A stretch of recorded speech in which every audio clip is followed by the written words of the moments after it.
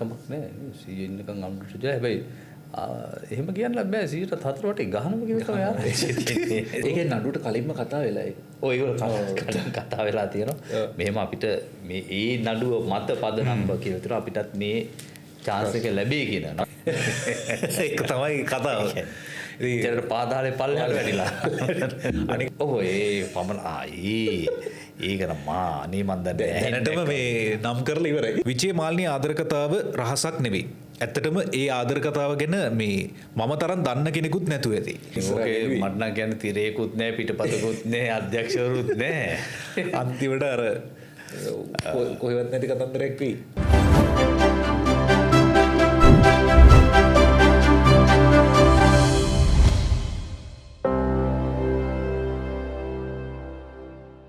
ගිලන්ත මේ කතාව මේ සමන් ප්‍රියංකර නම්මුනිගේ මේ ලියලා තියෙන මොණර පුවත්පතට වයඹ ගුරු සිසුවිය දිවිනසා ගත්තේ ගුරු පීඩනය නිසාද? විද්‍යාපීඨ ශිෂ්‍යයක් ඇය වයඹ සංජීවනී කුමාරි මේ මාසේ 23 වෙනිදා තමයි ඇය සිවිදින හානි කරගන්නේ. ඇය මේ තීරණය අරගෙන තිබුණේ හලාවත ආනන්ද විද්‍යාලයේ ගුරු පුහුණුව ලබා නැවත විද්‍යාපීඨයට පැමිණීමෙන් පසුවයි. ආරංචි මාර්ගවල හැටියට ඇයට එසේ දිවිනසා ගැනීමට තරම් හේතුවක් තිබිලා නැහැ. ඇය ආදර සම්බන්ධතා ඇති කරගත්ත කෙනෙකුත් නෙවෙයිලු.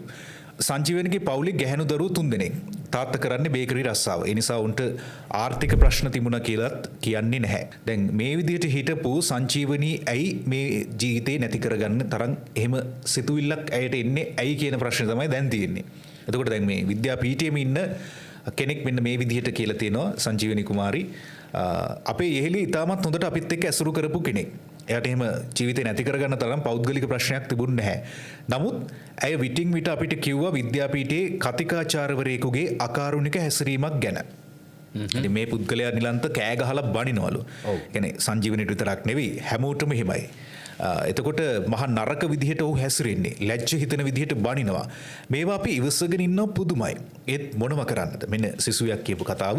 අපිට මේවා මේ ප්‍රසිද්ධියේ කතා කරන්න බෑ. අපේ කටවල් වහලා තියෙන්නේ. ගෑන් ළමයි හැටියට අපිටත් ආත්මගරුත්වයක් තියෙනවනේ. මේ පුද්ගලයා හරිම නරකයි. අශෝභන විදිහට තමයි හැසිරෙන්නේ. ඔන්න මේ විදිහට තමයි කියන්නේ. දැන් මේ වගේ අය ගැන ඇත්තටම අධ්‍යාපන බලධාරීන් හොයන්න ඕනි නිලන්ත. ඔය සිසුවියගේ ඒ මරණ ඒ කියන්නේ සිදුවිනසා ගැනීමේ සිද්ධියත් එක්ක ඒ විද්‍යාපීඨයේ පාලනාධිකාරිය හැසිරීමත් හරි සැකසහිතයි. ඒ කියන්නේ ඒ සිසුවිය රෝහල් ගෙන යන්න වාහනයක් පවා දුන්නේ නැහැ කියලා චෝදනාව වෙන්න වෙනවා. දැන් මේ සිසුන් කියන විදිහට මෙයාට ඒ වෙලාවෙත් ප්‍රාණය තිබිලා තියෙනවා. ඔව්. එතකොට ලියුමක් අත්සන් කරන්න කියලා වාහනයක් දෙන්නත් බෑ කියලා මෙයා ට්‍රිවිල් එකකින් තමයි අරන් කිව්වේ. ඒක තමයි දැන් මේ අසාධ්‍ය තත්ත්වෙ ඉන්න රෝගියෙකුට කියනම ලියුමක් දෙන්න. ඔව්. ඒ කියන්නේ මේ මිනිස්සුගේ මොළ විකෘති වෙලා. ඒක කිසිම මේ යාපනය හා විෂය සම්බන්ධ කාරණයකදී මානසිකත්වයේ කියන කාරණේ ඉතාම වැදගත්නේ. එතකොට මනෝවිද්‍යාව පිළිබඳව මිනිස්සුන්ට දැනුමක් දෙන්න මම හිතන්නේ සියලොන්ටම කලින් මේ පාලනාධිකාරිවල ඉන්න මිනිස්සුන්ට මනෝවිද්‍යාත්මක දැනුමක් ලබා දෙන්න. දැන් මේකේ තියෙනවා නිලන්ත මේ කියන දවසේ සංජීවනී මේ පුද්ගලයන්ගෙන් බැනුම් අහලා තියෙනවා. ඊට පස්සේ ඒ වේදනාවෙන් කාමරයට ගිහිල්ලා එයා තනියම අඩන්නේ නැති ඊට පස්සේ මේ මානසික තත්ත්වය අවුල් වෙන්නේ නැති මේ අය කියන්නේ මේ ශිෂ්‍යෝ කිසිම කෙනෙක්ගේ නම් ගම් හෙලි කරලා නැහැ. උන් කියන්නේ මේව ප්‍රසිද්ධිය කතා කරන්නත් බැල්ලු. එතකොට පලි ගන්නවලු. එක්ක විභාගයට අඩුවෙන් ලකුණු දාලා අසමත් කරනවා. එතකොට තවත් අවුරුද්දක් දෙකක් විද්‍යාපීඨේ ඉන්න වෙනවා. සංජීවනිත් මේ தත්ත්වය දැනගෙන තමයි ඉවසා වදාරා ඉඳලා තියෙන්නේ. ඔය සංජීවනී ඔය දරුණු තීරණය ගත්ත දවසේ යාගේ කාමරේන අනිත් මිතුරිය සිද්ධිය දැක්ක ගමන් විද්‍යාපීඨයේ බලධාරීන්ගෙන් උදව් ඉල්ලලා තියෙනවා. ඒ ඇයව රෝහලට ගෙනියන්න. නමුත් ඇගේ පණ තිබුණු බවත් කියනවා. නමුත් රියදුරු නැහැ කියලා වාහනය දෙන එක හරියට සැලසුම් කළේ නැහැ. හදිස්සි රෝගියෙක් අරන් යන්න වාහනයක් නැත්නම් රියදුරෙක් නැත්නම් ඒගොල්ලොන්ගේ වාහනයකින් ගෙනියන්න පුළුවන් නේ. දැන් ඒකත් මේ අය මග ඇරලා තියෙනවා. ඒ තරම්ම තිරිසන් විදිහටද හිතන්නේ. සමහරට එහෙම එක්කන් ගියා නම් ඇය ජීවත් වෙන්නත් තිබුණා. ඉතින් අන්තිමට ට්‍රීවිල් එකක දමාගෙන තමයි අපි ඇයව රෝහලට හලාවත රෝහලට අරන් ගියේ. කිසිම උදව්වක් මෙයාගෙන් අපිට ලැබුණ නැහැ කියලා ඔවුන් කියනවා. අපි මේව දවසක නම ගම කියලාම මාධ්‍යයට කියනවා. දැන් බෑ. මොකද කිව්ව ගමන් මොනවා හරි දෙයකට අපිව පටලවලා පලි ගන්නවා. අනික හොයලා බලන්න. මේ විද්‍යාපීඨයේ වැඩිපුරම ඉන්නේ හරිම කුහක විදියට අපි එක්ක ගනුදෙනු කරන අය. සමහරු කසාද බඳලා නැහැ. දරුවෝ නැහැ. අවුරුදු 1යි ඒ කියන්නේ අවුරුදු 1 ඉඳන් අවුරුදු 15ක් කාලයක් තිස්සේ විද්‍යාපීඨව උගන්වනවා. ඉතින් දැන් ඔවුන් ඇට්ටර වෙලා ඉන්නේ. මේව බලාගෙන ඉන්න බැරි තරම් අප්‍රසන්නයි. අපි කවදා හරි යන්නේ දරුවෝ එක්ක වැඩ කරන්න. එහෙම අපිට වෛරය ක්‍රෝධය උගන්නලා හරියන්නේ නැහැනේ. සංජීවනී මේ ගැන අපිත් එක්ක කතා කරා. ඇය මේ ගැන හරිම කලකිරීමෙන් හිටියා කියලා ඔන්න ඇය කියනවා. නංගි අපිත් එක්කත් මේ ගැන විටින් විට කිව්වා. ඇයට මේ බැනවැදීම් සහ අශෝභන විදිහට කතා කරන එක නිසාම ඉගෙන ගැනීම එපා වෙලා හිටියේ. කිසිම නිදහසක් නැහැ කිව්වා. ඔන්න ওই විදිහට තමයි මේ එක කතිකාචාර්යවරයෙක් සහ මේ කීප දෙනෙක්ම මේ විදිහට හැසිරීම පෙන්눔 කරනවලු. හැබැයි මේ විදිහට දිගින් දිගටම දෝෂාරෝපණය කිරීම, පිරිසක් ඉදිරියේ ලැජ්ජාවටපත් කිරීම මේ දේවල් දරා ගන්න බැරි තැන තමයි අය මේ විදිහේ තීරණයක් ගත්තා කියලා සංජීවනීට සමීපයි කියලා තියෙන්නේ. මේ විද්‍යාපීඨය ඉගෙන ගන්න අපිට ඔය වගේ තර්ජන විතරක් නෙවෙයි අවශ්‍ය පහසුකම් ටිකවත් නැල්ලු. ඉතින් මේ හැම දෙයක්ම සංජීවනීලා ඉවසගෙන හිටියා. ඒ වගේම සංජීවනී මේ තමන්ගේ මානසික තත්ත්වය ගැන වරක් ඇයගේ අම්මටත් කියලා තියෙන අනේ අම්මේ මට කිසිම නිදහසක් නැහැ කියලා. කොහොම හරි පොලිසිය මේ ගැන දීර්ඝ විමර්ශනයක් මේ වෙනකොට ආරම්භ කරලා තිනවා. අපි දන්නවා මේ අතරතුර දැන් සබරගමු චරිත් දිල්ෂාන්ගේ සිද්ධිය ඊළඟට බොහෝම ප්‍රසිද්ධියට ලක්වුණු එක්තරා ටියුෂන් ගුරුවරයෙක් සහ 15 වෙනි සිසුවෙක් සම්බන්ධ සිදුවීම පාසල් ශිෂ්‍යාවක්නේ. එතකොට දැන් මේ වගේ සිද්ධි මාධ්‍ය තුල පළ වුණත් මේ ගැන කතා බහට ලක් වුණා. අපි දන්නවනේ ලන්ත මේ ගැන ඒ දවස්වල මාධ්‍ය සාකච්ඡා තියෙනවා. අපි ඒ දවස්වලම කිව්වා මේක සති දෙකක් ඕනනම් කතා කරයි. ඊට පස්සේ අමතක වෙයි. තව සිද්ධියක් එයි. ඊට පස්සේ කතා කරයි. කමිටුපත් කරනවා. ඊට පස්සේ සුපුරුදු වාක්‍ය ඛණ්ඩය තමයි අනාගතයේදී මෙවැනි දෙයක් සිදු නොවන්න වග බලා ගැනීමට අවශ්‍ය නිර්දේශ ලබා දෙන්න. දැන් මේ නිර්දේශ වලින් මං හිතන්නේ පුරවලදී දැන් නිර්දේශයේ තරයි.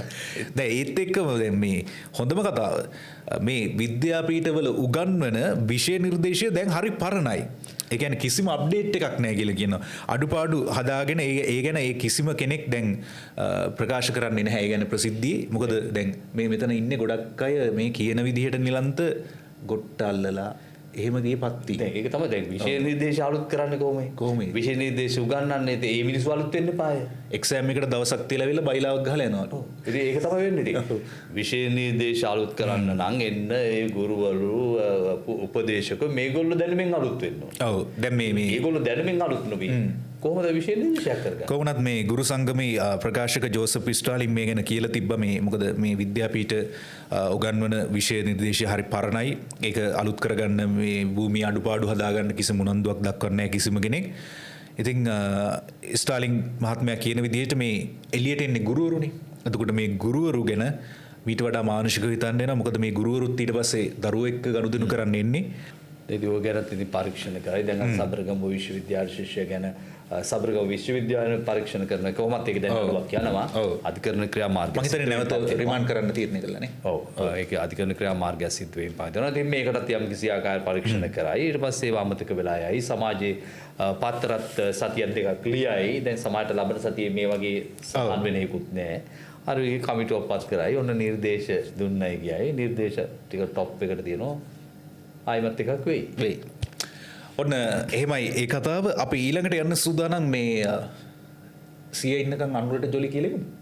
ඒත් කමක් නැහැ. සීයේ ඉන්නකම් අනුරට ජොලි. හැබැයි එහෙම කියන්න බෑ. 104 වටේ ගහනම කිව්ව තමයි අරුණ පුවත්පතේ තියෙනවා මේ පොලිටිකල් ගොසිප්. අපි බලමු ඒකේ මේ විශේෂයෙන්ම මේ අනුරුද්ධ ජයසිංහගේ ගින්නෙන් උපන් සීතල චිත්‍රපටයේ නිෂ්පාදක ඒ කියන්නේ ව්‍යාපාරිකයෙක් වන ජයලත් පිරිස්ගේ දියණිය පහුගිය දවසක විවාහ වෙනවා. ඇගේ විවාහ උත්සවයට නාම රාජපක්ෂ, දිලිත් ජයවීර, ජොන්ස්ටන් අරුන්දික වගේ දේශපාලඥයෝ වගේම කලාකරු ක්‍රීඩකයෝ බොහෝ දෙනෙක් ඇවිල්ලා තියෙනවා. ඉතින් ශානි අභිෂේකරත් ඇවිල්ලා තියෙනවා. දැන් මේ විවාහ මංගල උත්සවයට මුලින්ම ඇවිල්ලා තියෙන නිලන්ත රවි කරුණානායක. ඊට පස්සේ ජොන්ස්ටන්, දිලිත් මේ කට්ටියම ඇවිල්ලා දැන් විවාහ උත්සවයට ආපු ගොඩක් අය අනාගත ජනාධිපතිනේ නාමල්. ඔය එහෙම තමයි කියන්නේ ස්ටාර් එක නාමල් තමයි කියලා. නාමල් එක්ක සෙල්ෆි අරගෙන. එතන ඉතින් ඔය මේ දිලිත් ජයවීර එතන හිටියට මට පේන්නේ ඉතින් එහෙම කිව්වට ඇත්තට එහෙම මනාපෙකුත් නෑ ගතියක් හිතේ තියෙන බව පේනවා. දැන් කොහොමද දැන් මේ ඒ වෙලාවේ කිත්සි රාජපක්ෂ කියලා තියෙනවා මේ නිලන්ත මාලිමාව විතරයි අඩු. ඒ කියන්නේ සේරම ඉඳලා මාලිමාවේ දෙතුන් දෙනෙකුට හිටියා නම් අඩුව සම්පූර්ණයි. කොහොමද දැන් දිලිත් ලස්සන උපහාසයක් එතනද තමයි දිලිත් කියන්නේ මේ සීයා ඉන්නකන් ඉතින් අනුරව වටන්න බෑ සීයා අනුරව රකින්නවා කියලා. ඔව් දැන් සීයා ඉන්නව නම් අනුර රකින්නමයි කියලා කියන්නේ දැන් මම දන්නේ දැන් ඔය මල්පාරේදී ගෑස් සිලින්ඩරේ මන්ත්‍රීවරුයි එක්සත් ජාතිපක්ෂයේ කට්ටිය හම්බෙච්ච වෙලාවේ දැන් ඕක කතන්දරේ ඇවිල්ලා තියෙනවා එළියට ඇවිල්ලා තියෙනවා. ඉතින් එතෙන්දී දැන් අර වික්‍රමසිංහ මහත්මයාගේ දැන් ආරක්ෂක ප්‍රධාන ආරක්ෂකයා අයින් කරුවනේ. දැන් ඉන්න ආරක්ෂකයින්ට දීලා තියෙනවලු ගයක් ආණ්ඩුවේ. ඒ දැන් ගේත් පවර්ගෙන. දැන් ආරක්ෂක නිලධාරියට ඉන්න තැනක් නැහැ. හරි. ඉතින් ඒකින්ද දැන් තැනක් ඉල්ලලා තියෙනවා දෙන්නම් කියනවලු තාම දීලා නැහැ. ඒකෙදි කට්ටිය කියලා තියෙන දැන් සාමාන්‍යයෙන් මේ ගම්වල කියමනක් තියෙනවා මේ කොටියෝ වලස්සු මිනිසුන්ගේ ඇඟට පනින්නේ බයටයි කියලා. ඉතින් ඒ වගේලු ආණ්ඩුවත් මේ රනිල්ගේ ඇඟට පනිනවා කියලා මේ කතාවේදී മന്ത്രിවරු කිව්වලු. සීයේ ඉන්නකම් ආණ්ඩුවට ජොලි. කොහොමද දැන් මේ කතාවත් එක්ක දැන් කොළඹ මේ නගර සභාව පිටවීම ගැනත් ලොකු කතා බහක් ඇති වුණානේ. ඒ වෙලාවේ මේ දිලිත් අනාවකයක් කියලා තියෙනවා මාලිමාවෙන් කොළඹ නගර සභාව පිටවයි කියලා. හැබැයි නාමල් ඒ වෙලාවේ කියලා තියෙනවා අපිට කොළඹ මහනගර සභාවේ മന്ത്രിවරුන් 5 දෙනා ඉන්නේ. අපිට කොහොමත් කොළඹ බලේ පිටවන්න බෑ කියලා තියෙනවා. කොහොමත් දිලිත් කැමති සජබේට නොයා මාලිමාවට යනවා නම්. මොකද එතෙන්දී ලකුණු වැටෙන්නේ කියන්නේ දිලිත් හිතනවා ලකුණු වැටෙයි කියලා. පහුගිය දවසක මේ රනිල් සිංගප්පූරුවට ගිහිලා තියෙන සතියන්තේ රනිල් සමග ව්‍යාපාරිකයන් කීප දෙනෙකුත් මේ ගමනට එකතු වෙලා තිනවා. ඊට පස්සේ මම හිතන්නේ රනිල් මල්පාරේ පිහිටි කාර්යාලයේ හිටපු ජනාධිපති ලේකම් සමන් ඒකනායක සාගල ඇතුළු කණ්ඩායමක් දිනිත් මේ ඇතුළු කණ්ඩායමක් මේ සහභාගී වෙලා තිනවා. මාධ්‍යවේදීන්ට කැබිනට් මාධ්‍ය ආවරණය කරන්න යන්න දෙන්නේ නැහනේ. මේ ID එක. ඔව් ID එක ප්‍රශ්න නිසා දැන් ඔය කතන්දරේ මතුවලා ඇවිල්ලා කතා කරනකොට මේ යන්න දෙන්නේ නැහැ. දැන් ආණ්ඩුව අනා ගන්නවා. ඔය කෙනෙකුට ඒකට දිනිත් කියලා තියෙනවා හිටපු ප්‍රවෘත්ති අධ්‍යක්ෂ ජෙනරාල් වෙනවා කියලා තියෙනවා මේ මගේ කාර්යයට ඔය ප්‍රශ්නේ ආවා. හැබැයි මම මේක වැඩේ ඔඩු දුවන්න දෙන්නේ නැතුව වැඩේ ෂේප් කරගත්තා. ඔක දැන් අනිත් එක තවත් දෙන්නේ කතාවක් ඇති වෙලා තියෙනවා. දැන් මේ ඇමෙතුමා මේ වැඩේ ස්ටඩි කරලා එන්නේ නැති හින්දා මේ කැබිනට් මාධ්‍ය හමුවේදී නාගන්නවා වගේ කතන්දරයක්. දැන් නලින්ද අපි දැක්ක මේ මාල්නි ෆොන්සේකා සම්බන්ධයෙන් ප්‍රශ්නයක් අහද්දී ඒක ඇත්තටම උත්තර දුන්නේ නැහැ. සහ ඒ ගැන කනගාටු පළ කරෙත් නැහැ. දැන් මේක ලොකුවට ගොඩක් දෙනෙක් කතා බහ කරා. රනිල් වික්‍රමසිංහ මහත්මයා මේ ගැනත් කියලා තියෙනවා. නලින්ද හෝම්වර්ක් කරලා නෙමෙයි ප්‍රෙස් එකට ඇවිල්ලා තියෙන්නේ. එහෙම හෝම්වර්ක් කරලා වුණා නම් අහන ප්‍රශ්න ගැන අදහසක් තියෙන්න ඕනේ. එහෙම නැත්නම් මාල්නීට ජනාධිපති අරමුදලෙන් මුදල් දීම ගැන නලින්දගේ ස්ථාවරය මොකක්ද කියලා කියන්නේ. කෙලින් කිව්වනම් ওই ප්‍රශ්නේ නැහැ කියලා තමයි කියන්නේ. දැන් ඔතෙන්දී චාමර සම්පත් ඉන්නේ. චාමර සම්පත් දස්නායක മന്ത്രിවරයෙක් කියලා දැන් මාසයකට විතර කලින් මේ වීරයෝ වගේ හිටපු බිමල්ලා එතකොට නලින්දලා හරිනලා දැන් හුලම් බැහැලා.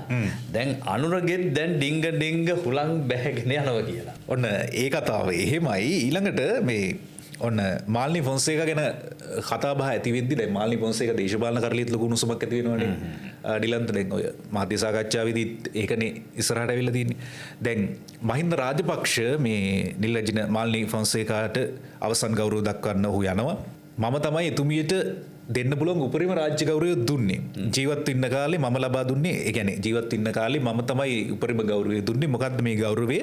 එතුමියට ජාතික ලැයිස්තුවෙන් පාර්ලිමේන්තුවට පත් කරලා රටේ උත්තරීතරම ස්ථානය වෙන පාර්ලිමේන්තුවට වරම් දුන්නා කියන කතාව තමයි කියන්නේ. ඔව් ඒ කතාව සාධාරණයක් නෑ. ඒ කියන්නේ මේ විදිහේ ඉහළ ගෞරවයක් ඇයට මම ලබා දුන්නේ අය රටේ ජාතික වස්තුවක් නිසා. හැබැයි කවදාවත් මම එතුමියට එතුමියව හැබැයි මම කවදාවත් එතුමියව දේශපාලනයට පාවිච්චි කළේ නැහැ. පක්ෂයේ වැඩට මම එතුමියව ගෙන්න ගත්තෙත් නැහැ. ඒක නම් හරි. ගෞරවනීය තනතුරක් හැටියටයි මම මේ උපහාරය ලබා දුන්නේ කියලා ඔන්න මේ හිටපු ජනාධිපති මහින්ද රාජපක්ෂ කියලා තියෙනවා. ඒ කතාව. ඊළඟට මේ රනිල් පක්ෂය අලුත් කරන්න යනවල නේද නිලන්ත? ඔව් පක්ෂය අලුත් කරන්න යනවා කියන්නේ දැන් ඔය එක්සත් ජාතික පක්ෂයට තේරීපත් වෙලා ඉන්නෝනේ മന്ത്രിවරු පළාත් පාලන ආයතනවල. දැන් ඊයේ නැත්තම් පෙරේදා තිබුණ ඒ කට්ටිය ඒ ප්‍රතිඥාව දෙන එක. දැන් රනිල් වික්‍රමසිංහ මහත්මයා මෙතෙන්දී කතන්දරයක් කියනවා. දැන් ඔය යල්පැන ගිය වැඩනේ ඔය පක්ෂ ශාඛා පිහිටවගෙන ඒ වගේ පාර්ශද සංවිධාන ඔහු පිහිටවගෙන යන. දැන් රනිල් වික්‍රමසිංහ මහත්මයා දැන් මේ ටාගට් කරන්න ඔය 2000න් පස්සේ කණ්ඩායම. ඒ කියන්නේ දැන් අවුරුදු 18 20 25 ඉන්න කණ්ඩායම ටාගට් කරන්න. ඒ කියන්නේ අප්ඩේට් වෙන්න. ඔව් එහෙම නැතුව දැන් අපිට බෑ ඒකින්ද ඒකට අලුත් වෙන්න. මොම කියන ගමන් කියනොත් අපි දැන් ඉස්සරහට යනකොට දැන් අපේ අයත් ඉන්නවා. පොහොට්ටුවේ අයත් ඉන්නවා. සජිබේ අයත් ඉන්නවා. දැන් අපි අලුත් පක්ෂයක් හදන්න ඕන කියලා කෑල්ලක් කියනවා. දැන් මේ කෑල්ල කිව්වේ මොන පරමාර්ථකින්ද දන්නේ නැහැ. එතුමා කියන කාරණා ලේසියෙන් බැහැර කරන්නත් බෑ. ලොකුවට ගණන් නොගෙනත් බෑ. මොකද එන්න අනාගතයක් බලලා කියන්නේ. ඔව්. ඒත් එක්කම මේ මාල්නි ෆොන්සේකාට ජනාධිපති අරමුදලින් සල්ලි දීපු එක ගැන ලොකු කතාවක් ගියානේ. ඒ කියන්නේ ඒක ගොඩක් අය සාධාරණීකරණය කරා තවත් පිරිසක්. ඇත්තටම මේක දැන් නලින්ද ජයසිංහ මේක දෙතුන් පාරක්ම පාර්ලිමේන්තුවේ කිව්වේ සමහරට තමන්ට විරුද්ධ කඳවුරට පහර දෙන්න. එතකොට ඒක කතාබහක් ඇති කරවන්න. හැබැයි ඒක එසේ නොකළ යුතුව තිබුණා කියන ස්ථාවරය ගොඩක් දෙනෙක් හිටියා. දැන් මම දැක්ක තව ඔය කතාවක කියනවා මේ මාල්නි ෆොන්සේකා මැතිනිය ඔය ඒ කාලේ චිත්‍රපට රූගත කිරීමකදී මොකක් කරලා තුවාල වෙලා ඒත් මේ හිසේ ඊට පස්සේ ඒ වෙලාවේ එවකට හිටපු ජනාධිපති ජේ.ආර්. ජයවර්ධන මහත්මයා කාලේ ජනාධිපති අරමුදනේ එතුමියට ප්‍රතිකාර කරන්න මුදලක් දීලා තියෙනවා. ඒතකොට මේ කතන්දරෙත් එන්නේ දැන් මෙවර එතුමිය රෝගාතුර වෙලා ඔය ඉන්දියාවේ රෝහලක දෙවන්ත සත්කමක් කරන්න වෙලා තියෙනවා විශාල මුදලක් වෙනවා. ඒ වෙලාවේ මම කියන විදිහ රවීන්ද්‍ර රන්දනී මහත්මයා සමන් අතවුද හෙට්ටිට සමන් අයියට කියලා තියෙනවා මේම අවශ්‍යතාවයකව සමන් අයියා ඒ පිළිබඳව අපි සමන් අතවුද හෙට්ටිට අපි ශාස්ත්‍රයේම හිටිය කින් අපි ගෞරවයෙන් කතා කරන්නේ සමන් අයියා කියලා. ඉතින් සමන් අතවුද හෙට්ටි මහත්මයට කියලා තියෙනවා කිව්වම එතුමා රනිල් වික්‍රමසිංහ මහතාත් එක්ක ඒ ගැන කතා කරනවා. රනිල් වික්‍රමසිංහ මහතා කියලා තියෙනවා රයිට් එතුමාගේ ජනාධිපති ලේකම් සමන් ඒකනායක මහතාත් එක්ක මේ ගැන කතා කරගන්න කියලා. ඊට පස්සේ උතින්දි ප්‍රශ්න පැන නැගිලා තියෙනවා දෙන ප්‍රමාණය පිළිබඳ. මොකද උපරිම දෙන්න පුළුවන් කතන්දරේ තියෙන ජනාධිපති අරමුදේ ලක්ෂ 30 සීමාව. ඉතින් කොහොම හරි මේක යම් කිසි මේ විශේෂිත පුද්ගලයෙක්නේ නේ මාල්නි ෆොන්සේකා මැතිනිය. ඉතින් කොහොම හරි මේ ලක්ෂ 50ක් හරි ලක්ෂ 55ක් හරි දෙන්න එකඟ වෙලා තියෙනවා. දැන් ওই කතාන්දරේ ඇදිලි යන වෙලාවේ තමයි ඔය වජිර අබේවර්ධන එක්තරා තැනකදී කියනවා ඔව් රනිල් වික්‍රමසිංහ මහත්මයා එතුමියට ඒ ජනාධිපති අරමුදලෙන් කරන්න පුළුවන් උදව්වත් ඒ වගේම පෞද්ගලිකව කරන්න පුළුවන් උදව්වත් කෙරුව කියන කාරණය. ඔව්. දැන් ඒත් එක්කම මේ අපි ඊළඟට කතා බහ කරන්න සූදානම් මේ නිලන්ත මහින්දානන්ද අලුත්ගමගේ සම්බන්ධයෙන් විශේෂයෙන්ම මහින්දානන්ද අලුත්ගමගේ සහ නලින් ෆෙර්නෑන්ඩෝ දෙදෙනා සම්බන්ධයෙන් කැරම් බෝඩ් නඩුවේ තීන්දුව පසුගිය දවසක ප්‍රකාශයට පත් කරනවා. දැන් මේ අවස්ථාව ආවරණය කරන්න මාධ්‍යවේදීන් බොහෝ පිරිසක් ඇවිල්ලා හිටියා. ඒ වෙලාවේ මේ මාධ්‍යවේදියෙකුගේ පිටට තට්ටු කරලා මහින්දානන්ද අහලා තියෙනවා ටිකක් hina වෙලා. ප්‍රෙස් එකකට තරම් මීඩියා එකෙන් ඇවිත් මොකද මේ මේම විදි ප්‍රෙස් එකකට කියන්න උනත් වැදගත් ප්‍රෙස් එකක් නේ මීඩියා විශාල වශයෙන් යන්නේ. ඉවෙන්ට් එක වැදගත් නම් සියලු මීඩියා යනවා. දැන් ඊළඟට අපි විශේෂයෙන්ම වැදගත් දෙයක් කතා බහ කරන්න සූදානම්. ඒ තමයි මේ මහින්දානන්ද සහ නලින් ෆෙර්නෑන්ඩෝ සම්බන්ධ සිද්ධියේදී මහින්දානන්ද සහ නලින් තවමත් එළියේ අබංවලයි ඇන්ටනුයි නැත්නම් මේ අනීෂා මානගේ අරුණ පුවත්පතට ලියන්නේ. ඒ කියන්නේ මේ මෙහෙම පිටිපස්සේ හිටපු අය ගැන ලොකු කතාබහක් යනවනේ. කියන්නේ මොවුන් දෙදෙනා සිරගත වීම පිටපස්ස මේ වංචාව මේ මුළු ලෝකෙට කිව්වේ කවුද කියන ප්‍රශ්නේ තියෙනවා. දැන් අදටත් විවිධ පක්ෂ විවිධ මත පළ කරනවා. මේක යහපාලන කාලේ සිද්ධ වෙච්ච දෙයක් කියලා කියනවා. ඊට පස්සේ වසන්ත සමරසිංහ මේ සම්බන්ධයෙන් පැමිණිල්ලක් කරලා තියෙනවා කියනවා. දැන් මේ ගැන විවිධ කතා තියෙනවා. හැබැයි මේකේ ඇත්තටම මේ වීරයෝ දෙන්න මේ දෙන්න කියලා තමයි කියන්නේ. අබංවල සහ ඇන්ටන්. කවුද මේ අබංවල සහ ඇන්ටන් කියලා බලමු. දැන් පහුගිය දවසක මේ නඩු තීන්දුව ප්‍රකාශයට පත් වීමත් එක්කම බොහෝ දෙනෙක් ප්‍රශංසා කරපු චරිතයක් හිටියා ලලිත් අබංවල. මම හිතන්නේ ගොඩක් දෙනෙකුට ඒ රූපයෙන් මතක ඇති. මොකද ඔහු වර ඇසිඩ් ප්‍රහාරයකට ලක් වුණා. ඉතින් යුක්තිය ඉටු කරන්නට යාමින් ඇසිඩ් ප්‍රහාරයකට පවා මුහුණ දුන් ඔහු නොබියව රාජකාරී කරේ හොඳට පෙනෙන එක ඇසක් පමණක් තියාගෙනයි. දැන් ඔහු ජීවතුන් අතර නැහැ. මොකද ඔහු ජීවතුන් අතර හිටියා නම් මේ කැරම් බෝඩ් නඩුවේ ආගිය තැන් මුල ගිය තැන් ඔක්කොම අපිට දැනගන්න පුළුවන්කම තිබුණා. නමුත් ඔහු ජීවතුන් අතර නැහැ. හැබැයි ඒ ගැන හොඳටම දන්න තවත් පුද්ගලෙක් ජීවතුන් අතර ඉන්නවා. ඒ තමයි ජාතික ලොතරැයි මණ්ඩලයේ වත්මන් සභාපතිවරයා. ඔහු ඇන්ටන් පෙරේරා මහත්මයා. ඉතින් මේ තීන්දුව ප්‍රකාශයට පත් වීමත් එක්ක ඔහු ලලිත් අබංවල ගැන සිහිපත් කරමින් මුහුණු පොතේ සටහනක් තියලා තිනවා. ඇන්ටන් පෙරේරා. ඔන්න මේ කාලේ ක්‍රීඩා අමාත්‍යාංශය යටතේ තිබුණු විගණන ඒකකයේ භාරව තිබුණේ ලලිත් අබංවල මහත්තයාට. එතුමා මේ කැරම් බෝඩ් සිද්ධිය ගැන ගොඩක් දේවල් හෙළිදරව් කරගෙනයි හිටියේ. වසන්ත සමරසිංහ මේ ගැන පැමිණිලි කළාම නීතිමය කටයුතු වලට අදාළ බොහෝ තොරතුරු ලේඛන සොයා දුන්නේ අබංවල මහත්තයයි. අබංවල මහත්තයාද ජීවතුන් අතර නැති වුණත් විශාල ගෞරවයක් ඔහුට හිමි විය යුතුයි. මධ්‍යම පළාතේ පරිගණක ටෙන්ඩරයක් ගැන හොයන්න ගිහින් මුහුණට ඇසිඩ් ප්‍රහාරයක් පවා ඔහුට එල්ල වුණා. වෙන මිනිස්සෙක් නම් සම්පූර්ණයෙන්ම ජීවිතෙන් පලා යනවා. ඒත් ඔහු දිගින් දිගටම රාජකාරී කරා. මහින්දානන්ද වගේ මිනිස්සුන්ට දඬුවම් දෙන්න අබංවල කළ කාර්යභාරය අගයන්න ඕනේ. ඔන්න ඇන්ටන් පෙරේරා මේ විදිහේ කතාවක් තමයි කියලා තියෙන්නේ. ඒ කියන්නේ විශේෂයෙන්ම මේ ක්‍රීඩා අමාත්‍යාංශය සමගත් ඇන්ටන් පෙරේරාට සම්බන්ධයක් තිබිලා තිනවා. ඒ ඔහු ක්‍රීඩා සංවර්ධන දෙපාර්තමේන්තුවේ ප්‍රධාන ගණකාධිකාරිවරයා විදිහට කටයුතු කරලා තියෙන නිසා 2012-13 කාලේ ඒ කාලේ ක්‍රීඩා අමාත්‍යාංශය බාර විඳලා තියෙන්නේ නිලන්ත මහින්දානන්ද අලුත්ගමගේ. ඉතින් ඇන්ටන් පෙරේරා කියන විදිහට මහින්දානන්දට තියෙන එකම චෝදනාව මේ අද රටම කතා කරන කැරම් සහ දාම් ලෑලි සිද්ධිය පමණක්ම නෙවෙයිලු. ඒ කියන්නේ ඇමතිවරයාගේ මැදිහත්වීමෙන් තවත් කොන්ත්‍රාත්තු ඒ වගේම අනිකුත් සැපයුම් සේවා බොහෝමයක් සිද්ධ වෙලා තියෙනවා කියලා තමයි ඇන්ටන් පෙරේරා සඳහන් කරන්නේ. වක්‍ර මැදිහත්වීමක් නෙවෙයි ඍජුවම මේවට මැදිහත් වෙලා තියෙනවා.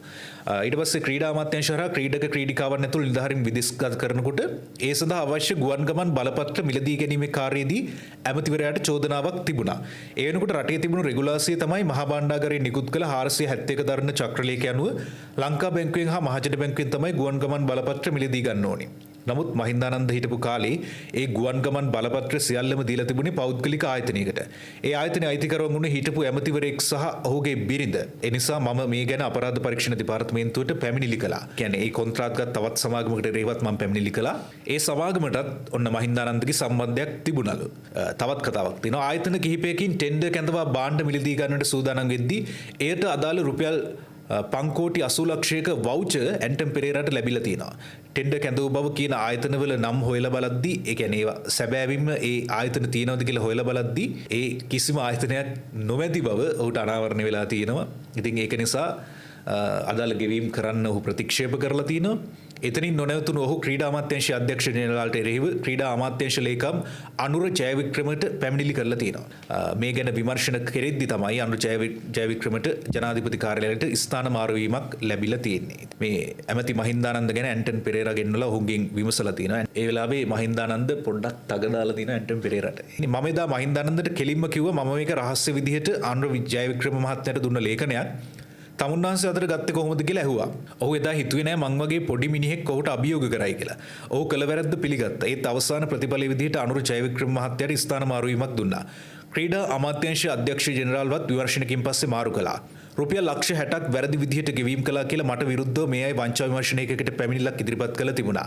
ඒ නිසා මාව ස්ථාන මාරු කළා. ඒ අතරේ තමයි මේ කැරම් බෝඩ් සිද්ධිය වෙන්නේ.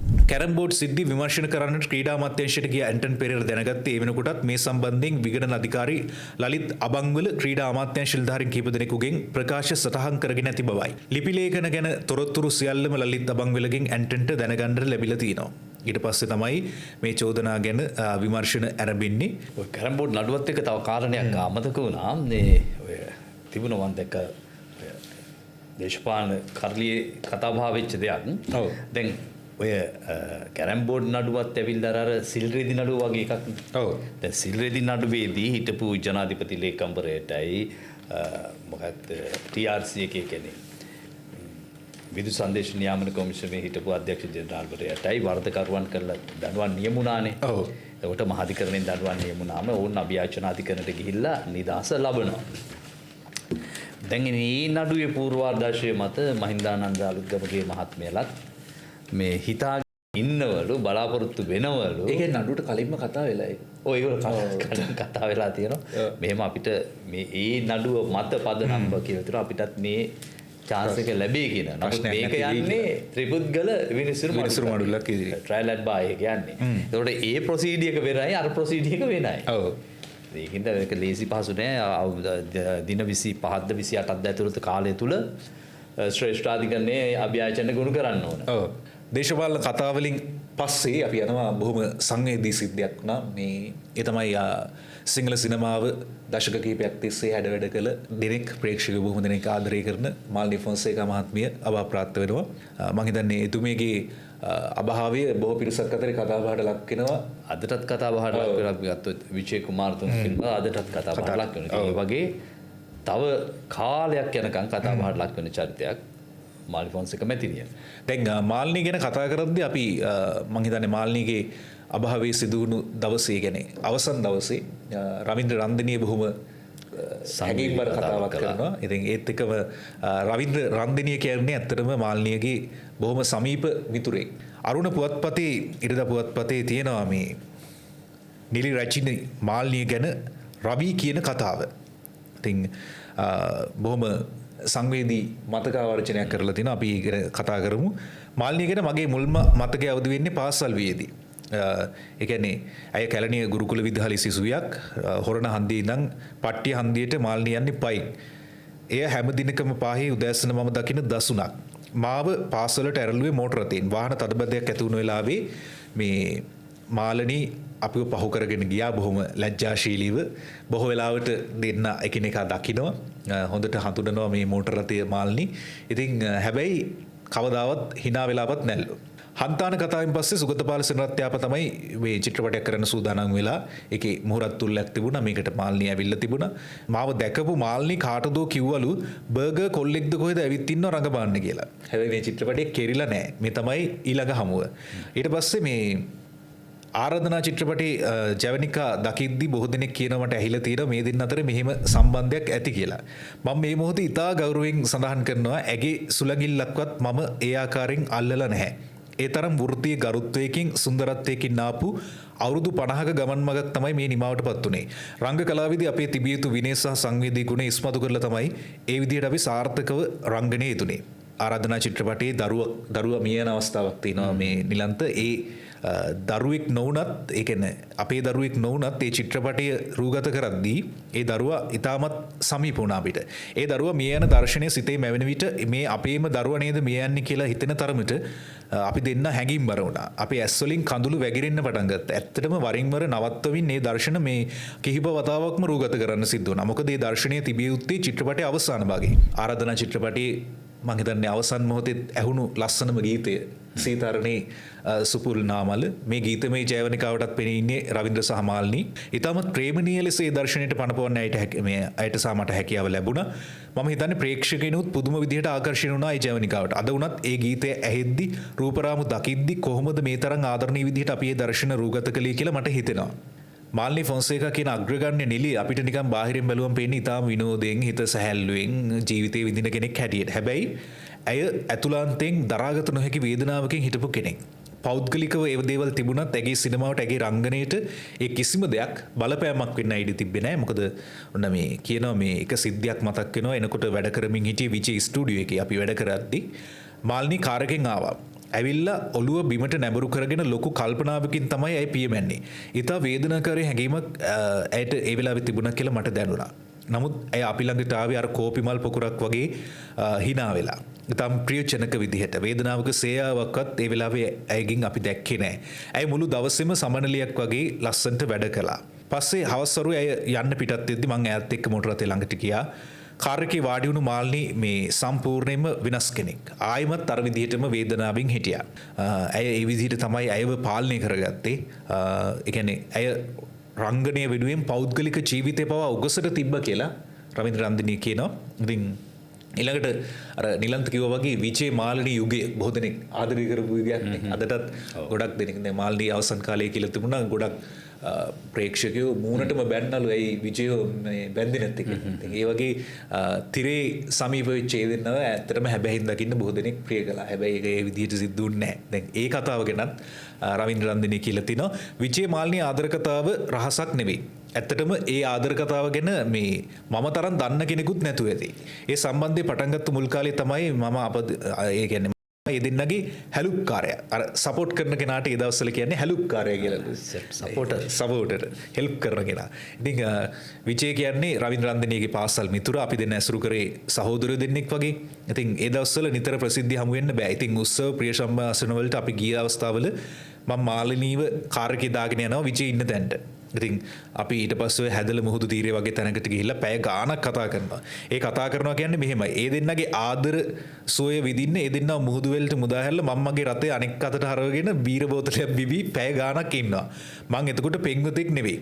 අපි අතර තිබුණේ අන්න එහෙම හිතයිශීකමක්. විජේ කියන්නේ මම පපුව ඇතුලෙන් ආදරය කරපු සිනමාවේ හිටපු මගේ හොඳම මිත්‍රයා.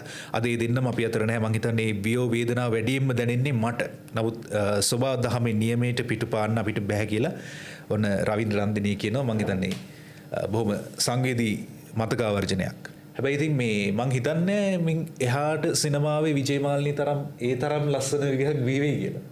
දැන් ඉතින් සිනමාත් නැහැ. සිනමාවත් නෑනේ දැන්. යුගයක් සිනමා ටෙලිනාට්‍ය නළු නිළිය බිහි වෙනවා. දැන් තියෙන තත්ත්වෙ හැටියට පඳුරකට ගැහුවා නළු නිළිය 1000 2000ක් විසි වෙනවා. ඔව්. ඉතින් එතකොට ඒ ටෙලිනාට්‍ය වලට රංගපාන්න ආවත් ඕන්ටත් හම්බෙන්නේ ටෙලිනාට්‍ය 1යි 2යි. ඔව්. ඊට පස්සේ හොයා ගන්නවත් නැහැ. ඔය chat show එකකින් තමයි එන්නේ. ඊට පස්සේ chat නළු නිළිය වෙනවා. දැන් ඒ කියන්නේ දැන් ටෙලිනාට්‍ය වලට මේ යන නළුව සමහර chat එකට එන අය ටෙලිනාට්‍ය වල නෑ. ඉතින් ඒ වගේ නළු නිළිය බිහි වෙන්න අවස්ථාවකුත් නැහැ. වෙයිද කියන්නත් බෑ. දැන් මේ 8 වසරක් තිස්සේ මාල්නිය සැරසූ ධනුෂ්ක මේකප් ආටිස්ට්. ඉතින් ඔහුගේ සංවේදී කතාව මේ ධනුෂ්ක මම හිතන්නේ ඒ ඡායාරූප බොහොම සංවේදී ඡායාරූප අපි දැක්කා මේ ඒ දෙන්නගේ හමුවීම ගැන. ඒ කියන්නේ ධනුෂ්ක තමන්ට මාල්නිය හමුවීම වෙච්ච තැන ඉඳලා කියපු කතාව තමයි මේ තියෙන්නේ. මේ රූපවාහිනී වැඩසටහනකදී තමයි මේ අය හම්බ වෙලා තියෙන්නේ. කොහොම වුණත් මාල්නිය අක්කා මගේ ස්ටුඩියෝ එකටම ඇවිල්ලා එදා ඉඳගත්ත කියලා ඔන්න ධනුෂ්ක කියලා තිනවා. ඉතින් මොකද මේ ඒ වෙලාවේ මෙයාට බයක් ඇති වෙලා තියෙනවා. මොකද මේ අග්‍රගණ්‍ය නිලියක්. එතකොට 70 80 දශකයේ බොහොම ජනප්‍රිය නිලියක් ලංකාවේ නිලි රැජින තමන් කරන මේකප් එකකට කැමති වේද කියලා පොඩි තිගැස්මක් එහෙම ධනුෂ්කට ඇති වෙලා තියෙනවා. මෙයා ගිහිල්ලා අහලා තිනවා අද ප්‍රෝග්‍රෑම් එකට මම මාල්නියක්ව මේකප් කරන්නද කියලා. ඉතින් එකපාරම එයා උත්තරයක් දීලා නැහැ. හා එහෙනම් කරමු කියලා අවසානයේ උත්තරයක් දීලා තියෙනවා. කොහොමවත් ඉතින් මේ ධනුෂ්කටත් ටිකක් අර ඉහේ මල් පිපුණා වගේ මේ අවස්ථාව ලැබුණාට පස්සේ ඒ වෙලාවෙත් මෙයාට හිතිලා තියෙන මේක මේ ප්‍රවීණ රූපලාවන්‍ය ශිල්පීන් කී දෙනෙක් හැඩවැඩ කරපු මොහොනක්ද මේ. ඉතින් ඒ වගේ මොහොනක් Tamanට හැඩවැඩ කරන්න ලැබීම ගැන ඒ වෙලාවේ මාල්නිය බොහොම ආදරෙන් මේක ලස්සනයි කියලාත් කිව්වලු. එදා ඉඳලා ඔන්න මේ වැල්ලවත්තේ මෙයාගේ සැලූන් එකට ඇවිල්ලා ඇය උත්සව අවස්ථාවලට හැඩ වෙලා තියෙන ධනුෂ්කතින්.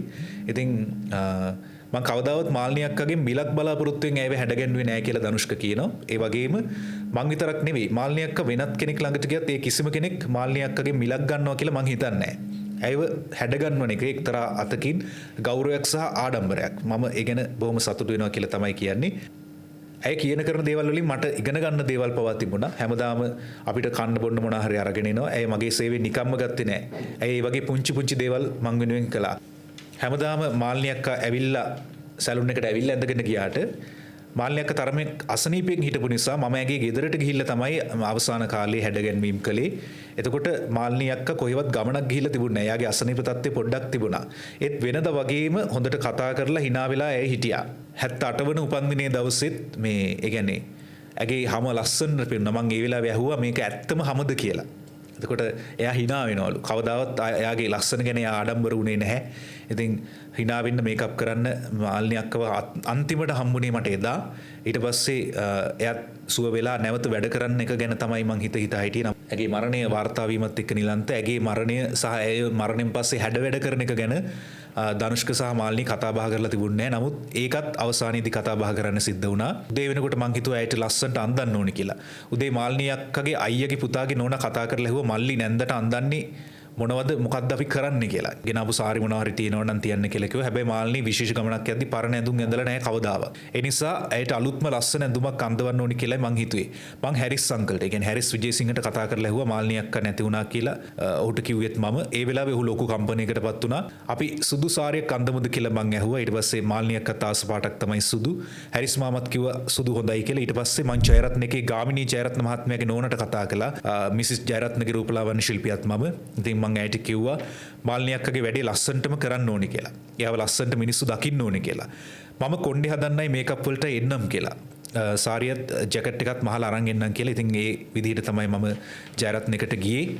විශේෂ කාමරයක් මට හදලා දුන්නා. ඒ වෙලාවේ මට මේ එකපාරම දරා ගන්න බැරි වුණා මාල්නී අක්කව මේ විදිහට දකිද්දි. හැමදාම මම මාල්නී මේකප් කරද්දි මම කියනවා මගේ ඔයාගේ මූණවත් අල්ලන්න මම හරි බයයි කියලා. ඒත් එදා බයක් හිතුන්නේ නැහැ කියලා කියනවා. මම මාල්නී අක්ක කියන හැඟීම තිබුණ මේ ඉන්නේ මාල්නී අක්ක කියන හැඟීම තිබුණා. ඒ වෙලාවේ ගොඩක් අමාරුවෙන් මං හිත හදාගෙන මේකප් එක කළේ. කොච්චර ප්‍රශ්න බාධක ආවත් තමන්ගේ රාජකාරිය හරියට කරන්න ඕනි කියලායි මට මාල්නී අක්ක කියලා තියෙන්නේ. මං ඒ වෙලාවේ හිත හදාගෙන හරි විදිහට මගේ කාර්ය කළා කියලා මං හිතනවා.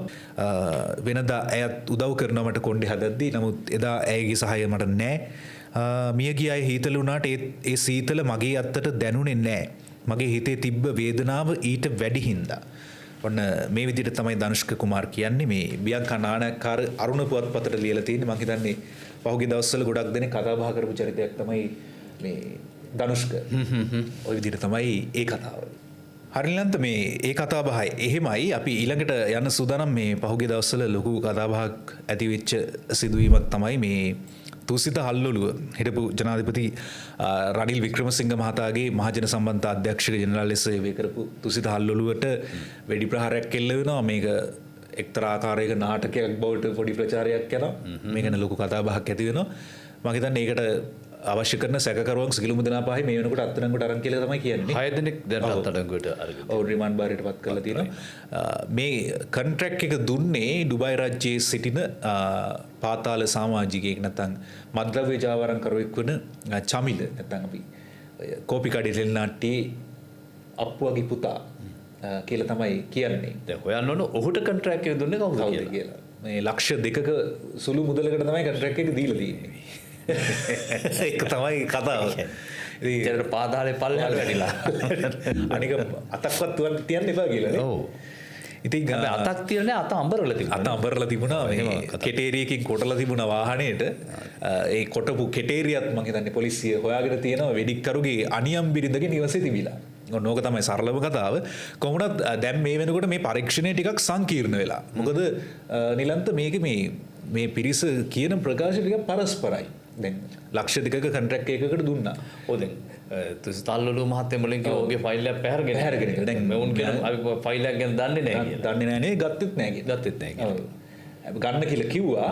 හැබැයි අපි දැක්කෙත් නැහැ. මම නම් දැක්කෙත් නැහැ. වෙඩික්කරුවත් ඒවත් එහෙම තිබුණේ නැහැ කියලා තමයි දැන් අත්අඩංගුවේ ඉන්න සැකකරු කියලා තියෙනවා. ඒක කතාවක්. ඊට පස්සේ දැන් මේ සිද්ධියට දවස් 2කට 3කට විතර කලින් මෙයාලා සෝදිසි කරලා තියෙනවා මේ තුසිත හල්ලොලුව මේ ඉලක්ක කරලා මේ වැඩේ කරන්න පොඩි අර කියන්නේ මේ වැඩේ කරන්න කලින් ටිකක් පරීක්ෂා කරනවානේ. එතකොට දැන් එදා තුසිත හල්ලොලුව එන්නේ ඔහුගේ වාහනේ නෙවෙයි.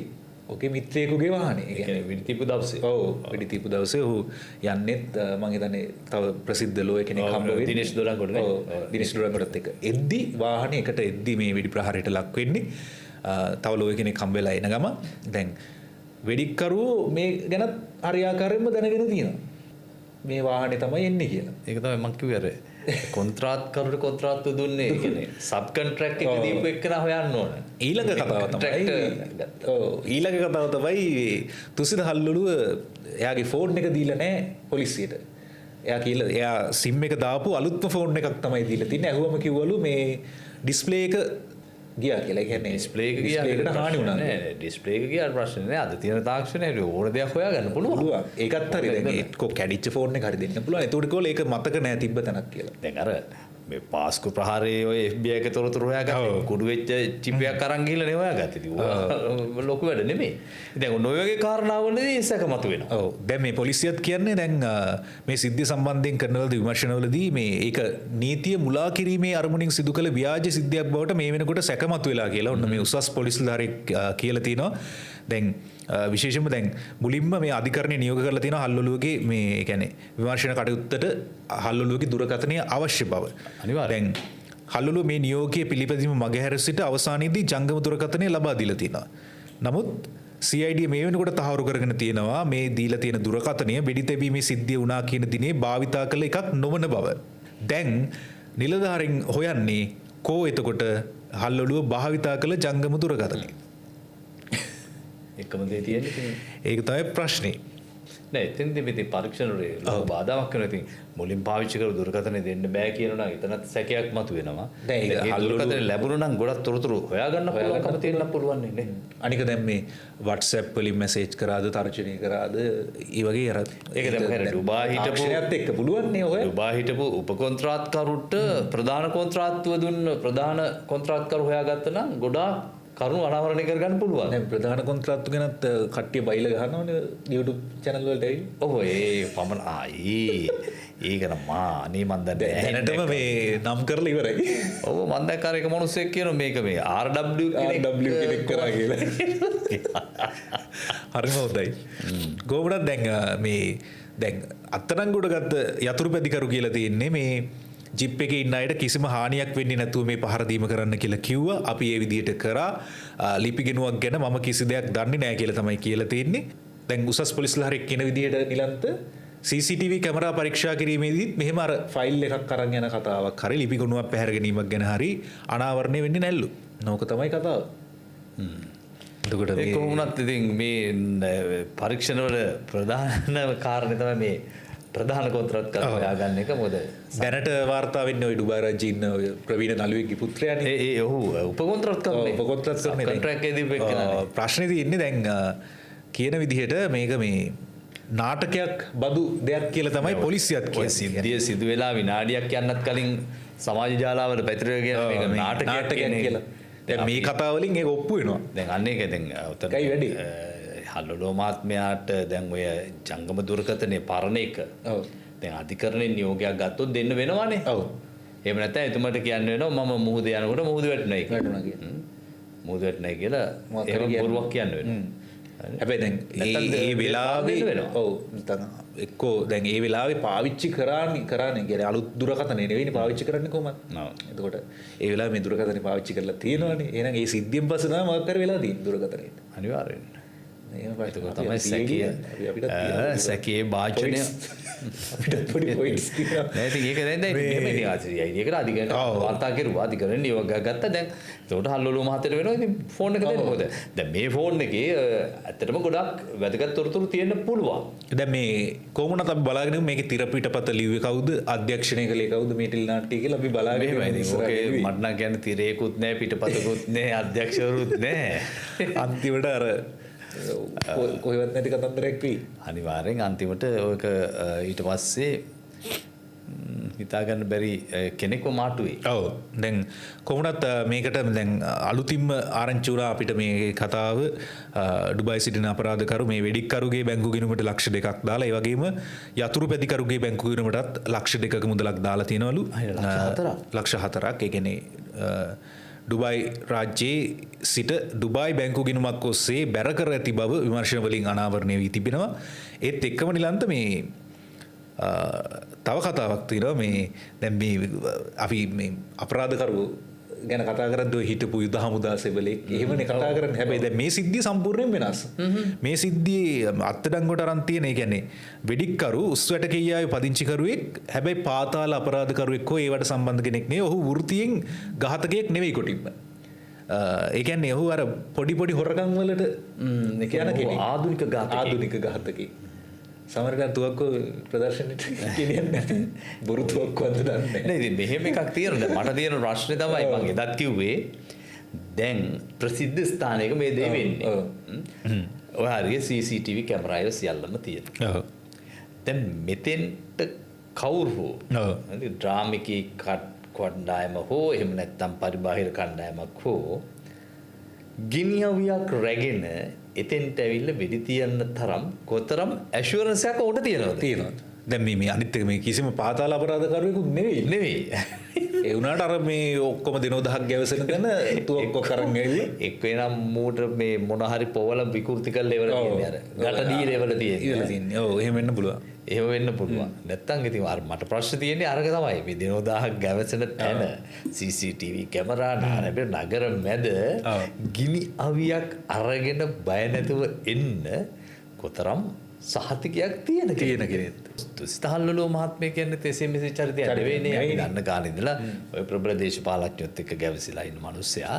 එතුමත් දන්නෝ මේ වගේ ඩ්‍රාම එකක් කරලා ගැස්සුනොත් වෙන දේ. ඔව්. ප්‍රතිඵලය බොහොම භයානකයි කියලා දන්නවා. ප්‍රතිඵලය බොහොම භයානකයි කියලා එතුමත් දන්නවා දැන්. දැන් මේ වෙන විට එතුමා වෙන කාරණයක් සම්බන්ධයෙන් මං හිතන්නේ හැබැයි මේ සමහර පටලගෙන මේ කාරණයටම කියන. ඔව් ඒකට නෙවෙයි වෙන කාරණයක් සම්බන්ධයෙන් මේ බලමු අපි බන්ධනාගාරගත කළා. ඒකේ තියෙන්නේ මෙයා ජාතික ලොතරැයි මණ්ඩලයේ හිටපු ක්‍රියාකාරී අධ්‍යක්ෂක තුසිත හල්ලුලුව මහතා ලබන දෙවනදා දක්වා ආරක්ෂිත බන්ධනාගාරගත කරන කියන්නේ සඳුදා දක්වා ආරක්ෂිත බන්ධනාගාරගත කළ තියෙනවා කොටුව මහේස්ත්‍රාත් අධිකරණයෙන් ජාතික ලොතරැයි මණ්ඩලයට අයත් වටිනා ජංගම දුරකථනයක් හා පරිගණකයක් ඇතිරූප කරන අයථා ලෙස පරිහරණය කිරීමේ ඒ කියන්නේ පොදු දේපල පනත යටතේ ගැන නඩුවකට තමයි ඔහු ආරක්ෂිත බන්ධනාගාරගත කරලා තියෙන්නේ මේ සිද්ධිය සම්බන්ධයෙන් නෙවෙයි. එතනත් ජංගම දුරකථනයක් පාවිච්චි කරපු කතන්දරයකුත් තියෙනවා. ඔන්න ওই කතාව තමයි තුසිත හල්ලුලුව ගැන කතාව. අපි බලමු දැන් තුසිත හල්ලුලට ඉස්සරහට මොකද වෙන්නේ කියලා මේ කොමනත් බොහොම ඉක්මනින් මේ අපරාධකරු අත්අඩංගුවට ගන්න පොලිසිය සමත් වුණා. හැබැයි තාමත් මේක මේ ලියා ගන්න බැරි තැන් කිහිපයක් තියෙනවා. අපි බලමු මේ ටික ලියා ගන්න. අර ලියා ගන්න බැරි තැන් වලට අර ජංගම දුරකථන පිටිපහලක් වෙයි. ඒවි කියලා අපි හිතනවා. ඔව් ඉතින් අධික පොලිසියට CID එකට පරීක්ෂණ කණ්ඩායම වලට අධිකරණයේ කරුණු ආදාහ කරගොත් අධිකරණයේ නියෝගයක් දුන්නොත් මොහුට ඒ දුරකථන දෙන්න වෙනවා. බෑ කියන්න බෑ. ඩිස්ප්ලේ නෙවෙයි මොනොප්ලේ නැති වුණා. දැන් ඒවා ඩිස්ප්ලේ නැති වුණා කියන ප්‍රශ්නයක් නෙවෙයි. ඉතින් ඒ තොරතුරු ගන්න පුළුවන්. ඉතින් අපි දන්නවනේ මාස්කු ප්‍රහාරයේදී අර කුඩු වෙච්ච මේ චිප් ගෙනිහිල්ලත් හරි ගස්සනේ තොරතුරු. ඉතින් ඒක තාක්ෂණය තියෙනවනේ ලංකාවෙත්. හරි අපි බලමු මේ ඒක තමයි ඒ කතාවත් සමග සූදානම් අපි සමුගන්න අද දවසේ behind the headlines තුලින් විශේෂයෙන්ම අපි මතක් කරනවා අපේ YouTube නාලිකාව News Center Unlimited News Center ඒ වගේම podcast center YouTube නාලිකා subscribe කරන්න. ඒත් එක්කම newscenter.lk අපේ Facebook එක follow කරන්න. බොහොම ස්තුතියි. අපි මුණ ගැහෙමු තවත් සතියකින් behind the headlines සමග.